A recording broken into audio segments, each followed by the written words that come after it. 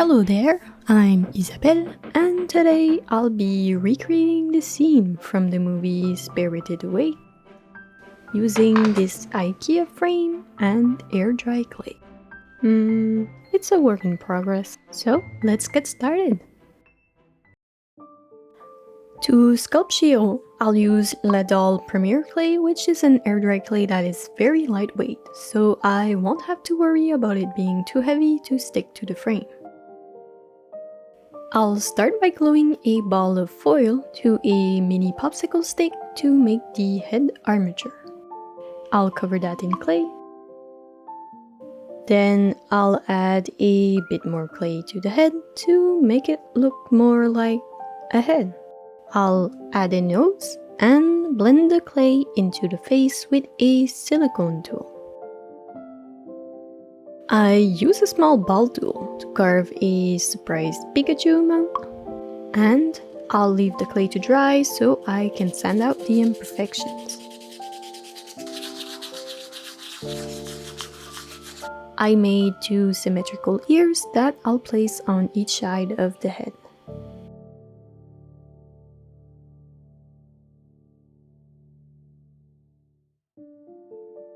Then I'll sketch the face with a pencil. I tried my best to get the proportion right, and when I was happy with it, I filled the eyes with white paint and then painted the eyebrows.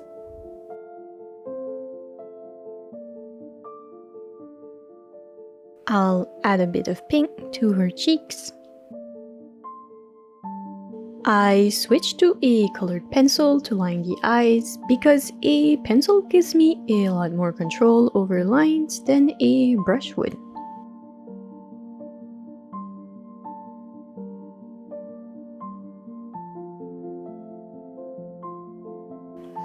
I used a ball tool to make the pupils, then using the same technique, I'll add the white highlights.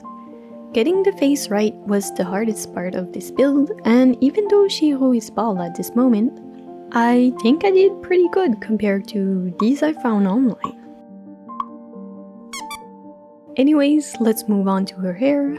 After applying a thin coat of glue to the back of the head, I covered it in brown clay. I'll add her bangs and shape the hair strands with the help of a silicone tool. I made the longer hair strands that frames her face and glued those on both sides of her head. And then I'll blend in the clay with the rest of her hair. I'll also add a tiny piece of hair that sticks out from her bangs.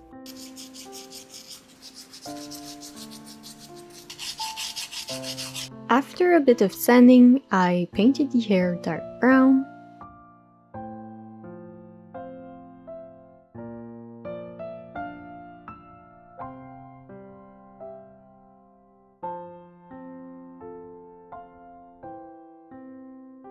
To finish the head, I'll add Shiro's ponytail that I made off camera. And I'll add a tiny coil of clay to make her hair tie. For the torso, I'll cover a chunk of foil in clay and set it aside to work on the arm. I'll start by cutting out a thumb shape, and speaking of thumbs, maybe now would be a good time to give this video a thumbs up, or maybe even consider subscribing. Anyways, using my scissors, I cut slits in the clay to form each fingers. I then gently bent each finger in place and finished sculpting the general shape of the hand and arm. When that was done, I attached the arm to the torso and left it to dry. For Shiro's clothes, I added a thin piece of white clay. I'm only adding it to her right side because the left side won't be visible. Honestly, I should have just made the whole torso white instead to skip an extra step. I wrap the front of the torso in pink clay, carve a few folds and lines before adding the back piece. I cut out the neck hole and also slapped on a sleeve. I'll use an X-Acto knife to carve a hole to insert the neck and then trim the popsicle stick. Oops. She's okay. I made the first test fit and is this turning into a cursed sculpture video? After a good laugh and a few adjustments, the second test fit was a success. So now I'll add the color trim and leave that to dry. Off camera, I made the lower half of the body. I'll test the fit with the upper body and add a few folds at the waist. I'll let the lower half dry separately so I can add the left sleeve without smushing anything. I made sure to make the back part of the sleeve flat because it will sit flush against the frame. And while I was at it, I also made the left hand that peeks through in the screenshot, but because of the depth of the frame, it wasn't far enough back from the head and it just looked weird, so I won't be adding it. Once all the pieces were dry, I started painting. The clay I'm using can be tinted with paint, which is nice, but it's only a tint. You can't really achieve bright colors or bold colors, so that's why I'm going over every piece with paint. I'll glue the two parts of the body together. And I only need to add one last detail to Chiero's outfit, and that is the belt. And when that was dried, I painted it burgundy. We have completed Chiero's body, but she has no face. So let's fix that. Chiero is complete. Let's move on to the frame.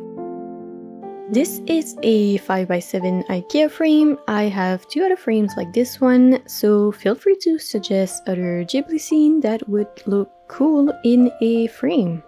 For the background, I opened our lovely reference image in Adobe Photoshop, did a rough selection around Chiero, and used the content-aware fill tool to make her disappear.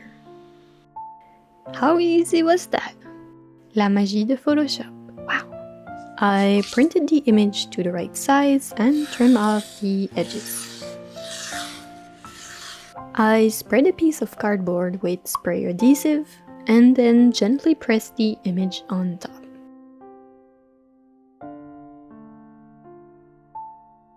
Then I trim off the excess cardboard and now we have a lovely frame backdrop. Then I assembled the frame and glued Chiero in place.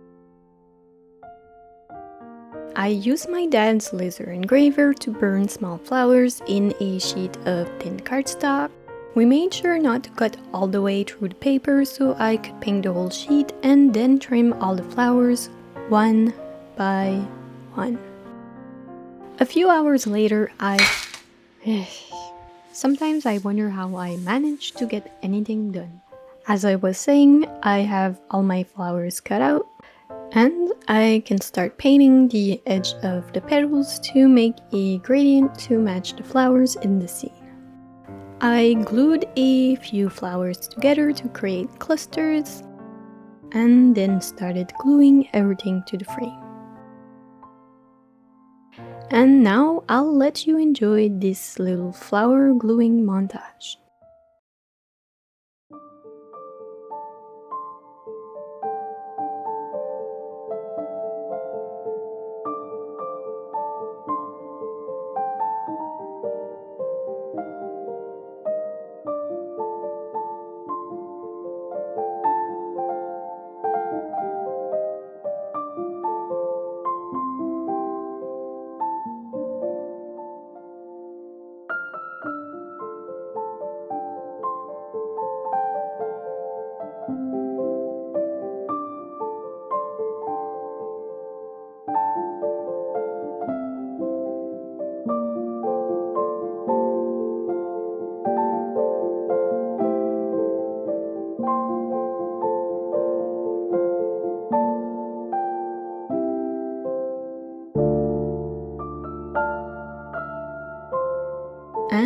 that's it. Let's move on to the glamour shots.